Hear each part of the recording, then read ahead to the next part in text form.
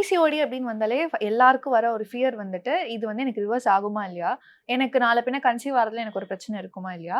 And doctors குடுக்குற medicines, இந்த medicines பார்த்தாலே நெறைய பேருக்கு பயம் இருக்கு. அண்ட் ரொம்ப காமனா எல்லாரும் புரிஞ்சுக்கிறது என்னன்னா, பிசிஓடி இருந்தா நம்ம வந்து லைஃப் லாங் மெடிகேஷன் எடுக்கணும் அப்படின்னு ஒரு பயம் வந்து எல்லாருக்குள்ளயுமே இருக்கு. When it comes to Ayurveda, ஆயுர்வேதால மெடிசின்ஸே இல்லாம பிசிஓடிய கியூர் பண்ண முடியுமா? இல்ல.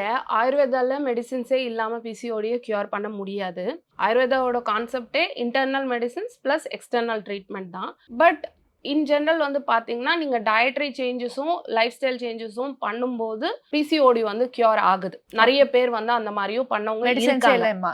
மெடிசின்ஸே இல்லாம. Okay. That's what. Weight loss and mindful eating, ஸ்லீப்ப வந்து பிரையாரிடைஸ் பண்றது. ஸோ இந்த மாரியெல்லாம் வந்து ஒரு ஹெல்த்தி ஹேபிட்ஸ் அவங்க ஃபாலோ பண்ணும்போது, கன்சிஸ்டன்ட்டா வந்து ஒரு 3 to 4 மந்த்ஸ் ஃபாலோ பண்ணும்போது, பிசிஓடி ரிவர்சல் ஆன நெறைய பெண்கள் வந்து இருக்காங்க.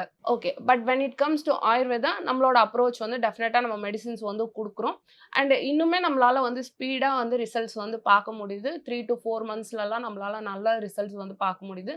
Even for ladies who are suffering from PCOD and they are unable to conceive.